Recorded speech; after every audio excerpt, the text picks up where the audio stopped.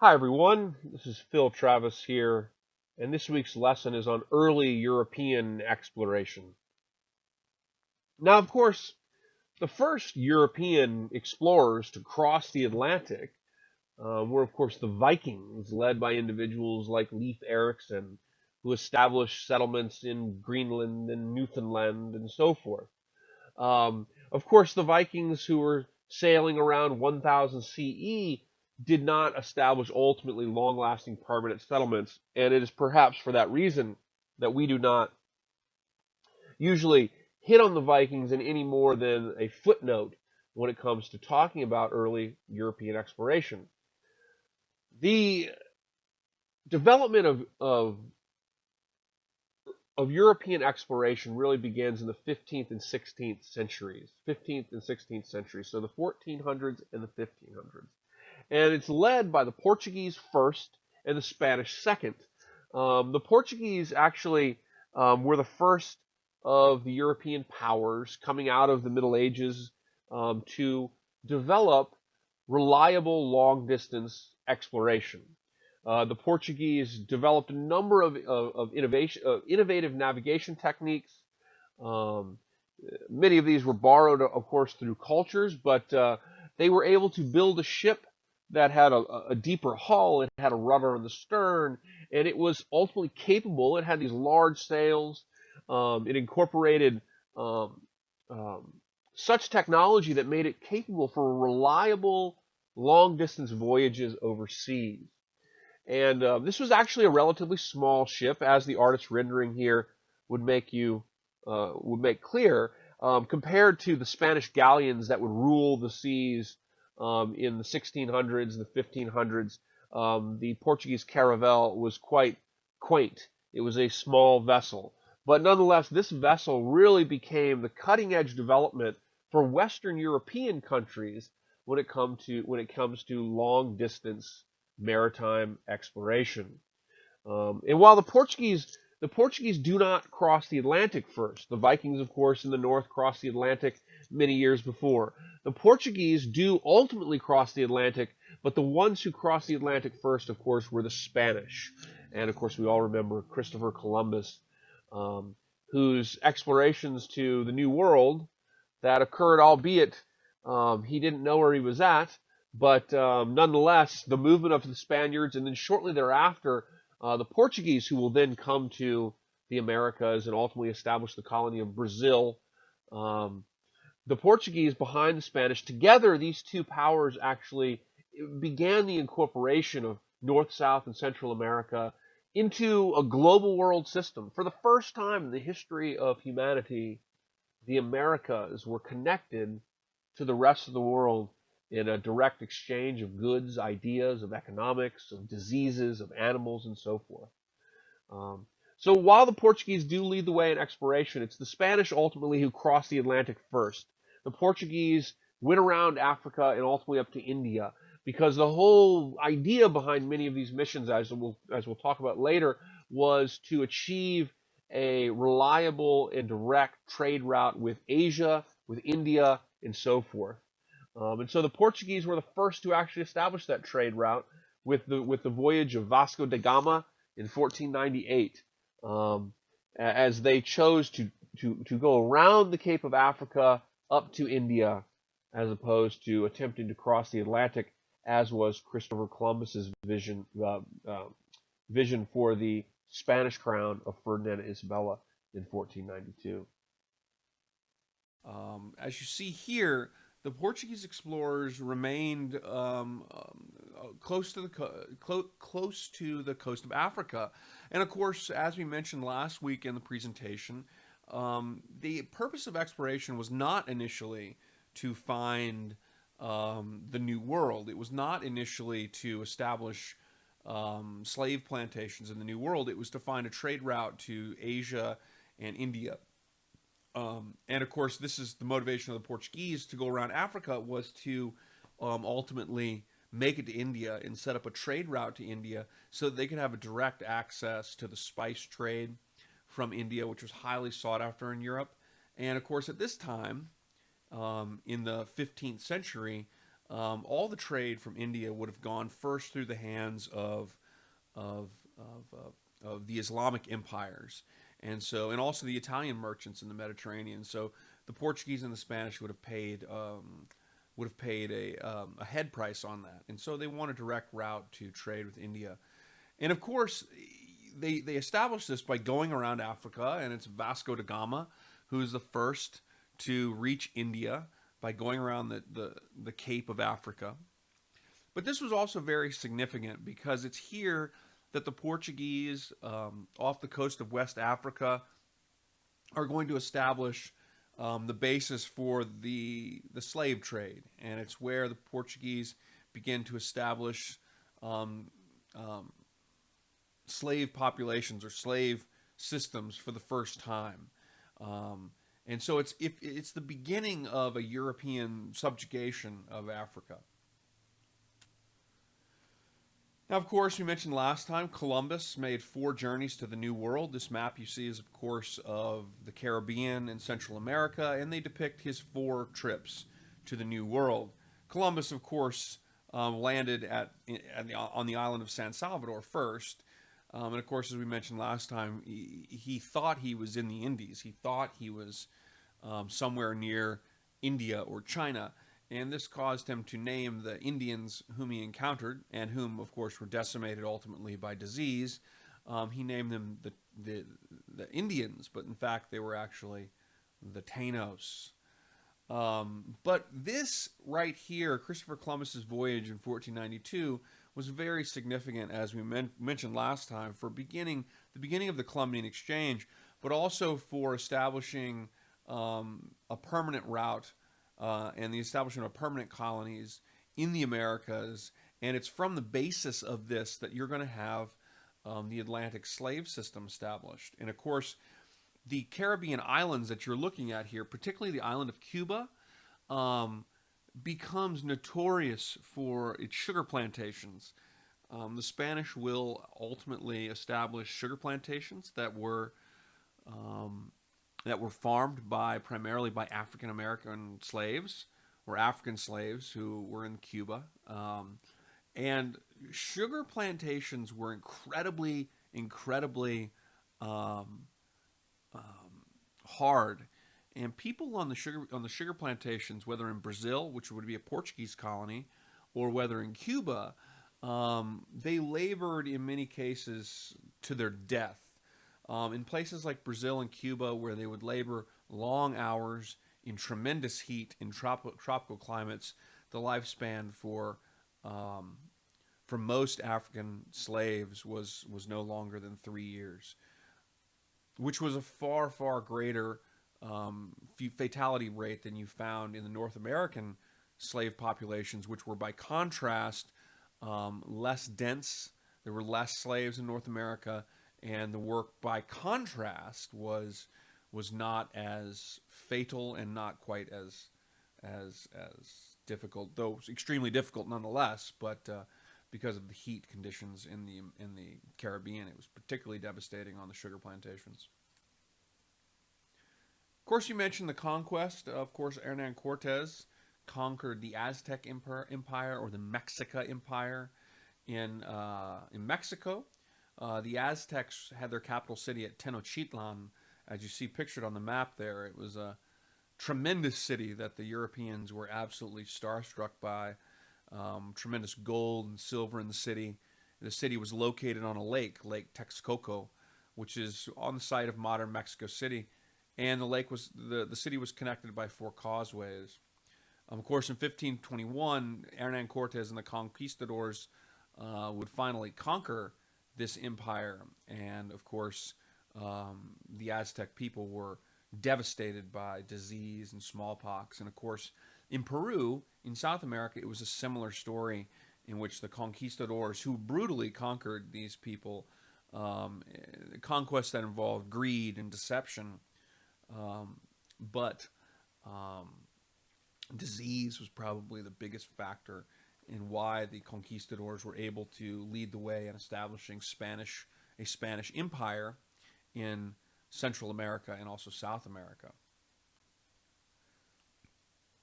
Of course, the English were a little bit behind the Portuguese and the Spanish. The first voyages for the English were John Cabot in the late 15th century, but John Cabot ultimately never returned from the second voyage. So he was not able to establish a permanent colony, though both the English and the French, by the 17th century, would begin to establish permanent settlements in North America, and by the 18th century had outstripped the then declining Spanish Empire in the Americas. Prior to that, though, of course, the Spanish would claim almost all of North America, including most of South America, with the exception of Portuguese Brazil, which was divided in a treaty known as the Treaty of Tordesillas. And the Spanish would claim tremendous amounts of land in North America, and of course these claims would last for the Spanish into the 18th century, and of course their descendants, the Mexicans, well into the 19th century.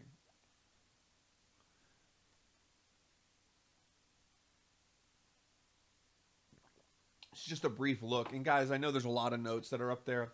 Don't go crazy that you can't take these notes. I'm pretty much telling you the majority of the things that you need to worry about. This is designed to be an overview. But you see right here, you see the movement of European Spanish explorers, Coronado and de Soto, who explored very deep into North America, and of course in Mexico, and Peru, the Spanish established something called the encomienda system, which is a forced labor system. Effectively, it wasn't originally designed as a slave system, but it was a forced labor system, effectively, and one that had tremendous consequences for the people that were forced to toil and labor under the Spanish hands. And of course, the Spanish went to great lengths to try to eliminate Native American religion and establish Catholicism among the native peoples. Just a brief look at St. Augustine, the fort St. Augustine in Florida, established by Don Pedro Menendez de Abas. It's a Spanish outpost, the oldest known settlement in the United States. What is the United States today? And these types of images are not only relics of what was, but they're also a telling image of this new Atlantic world, this connection, this connection in the Atlantic between Europe, the New World, and then of course also Africa, because there's a tremendous amount of slaves that are brought across the Atlantic to toil on sugar plantations of the Spanish in the Caribbean, Portuguese sugar plantations in Brazil, and of course in the North American cotton, tobacco, rice, and indigo farms. And so what we see develop, as I would say things like this ancient fort show, is the development of what we call the Atlantic world, which is an interconnected trade relationship between Europe, the Americas, and Africa. And of course, one that is designed to bring profits for the old world, for Europe, one that's in many cases to provide land and opportunity for Europeans in the New World, but one that is also fundamentally based on the devastation of Native American populations, and also, of course, the enforced transport of slaves across the Atlantic to the New World. And of course, this trade process, slavery, this slave trade, was incredibly devastating. The slave trade was notorious for having oftentimes high fatality rates on board slave ships that were crammed together like sardines. When people were crammed together in these ships like sardines, and of course the slaves would be under the hull of the ship on this relatively long voyage across the Atlantic. They would be chained down. They would be forced to sleep and defecate in filth. And if one died, if there was disease and one died, they were not given anything in the way of a humane burial. They were merely thrown over the side. An incredibly devastating process. And most of the slaves for the slave trade, like I said, are coming from West Africa. In places like Angola, for example, was a particularly hard hit area for the slave trade. Of course, the first North American colonies were established by the English, of course, were established in Virginia and what is today North Carolina, the Chesapeake area. And it was Sir Walter Raleigh who oversaw the first expedition to Roanoke Island. Walter Raleigh did not go because Queen Elizabeth at the time wouldn't allow him. Queen Elizabeth and Walter Raleigh had some kind of a relationship, and she desperately didn't want him to go on the voyage to Roanoke Island. But the Roanoke Island colony it doesn't last. It becomes a lost colony. There was a war with Spain during the period from 1585 to 1590, and so the colony did not have resupplies on the same amount that you would expect. And so when they returned in 1590, they found the colonists missing, and this becomes known as the Lost Colony of Roanoke. But of course, the permanent English permanent colony was established at Jamestown in 1607. Now, Jamestown, and this is the last slide, guys, but Jamestown is the first permanent colony established by the English in North America when three ships, the Susan Constance, the Discovery, and the Godspeed, made the journey to this area on the James River. Jamestown was, of course, a frightening place if you look back. For the first several decades, if you look back in time, Jamestown was riddled with disease. Many of the people who came were gentlemen. They weren't prepared to farm. They didn't feel it was their lot to farm. So they didn't have enough farmers. They didn't have trained farmers with them. I mean, some were, but very few. They didn't understand things like diseases, infectious diseases, and so they were drinking water from stagnated pools that were downstream from where they were using the bathroom. And so there were horrible cases of dysentery and things of this nature. Also in 1609, the so-called winter of 1609, 1610, the starving time, there were cases of cannibals and cannibalism, not cannibals, cannibalism. And it was an incredibly frightening and tragic period in history. Jamestown only survived because of the resupplies led by the English, who insisted on wanting to keep the colony. And of course, this was initially the Virginia Company. It was a private colony, though it does become a royal colony in 1624. It had to be constantly resupplied. It couldn't sustain itself. It couldn't stabilize itself for several decades. But Jamestown becomes the first toehold in North America before the Pilgrims, before the Puritans. It's the first toehold for the English. And of course, it was John Rolfe who begins to develop the idea that tobacco could be used as a cash crop. And by the latter period of the 1600s, you begin to see slavery be incorporated into the Chesapeake as a primary form of labor. And so, like the Spanish in the Caribbean, the Portuguese in Brazil, who are using slavery from West Africa on their sugar plantations, so too, 100 years later, will the English in Jamestown begin using slavery ultimately to establish plantations and farm tobacco. In South Carolina, they farmed rice and indigo, and actually slavery really came to South Carolina before it came to the Chesapeake. Slavery was not present in these colonies immediately. It took almost a century before slavery was adopted widespread. But you begin to see, of course, in the North American colonies, like the South American colonies, the development of a slave trade and the development of a slave institution, farming crops ranging from sugar in the South to rice and indigo in South Carolina to tobacco in Virginia.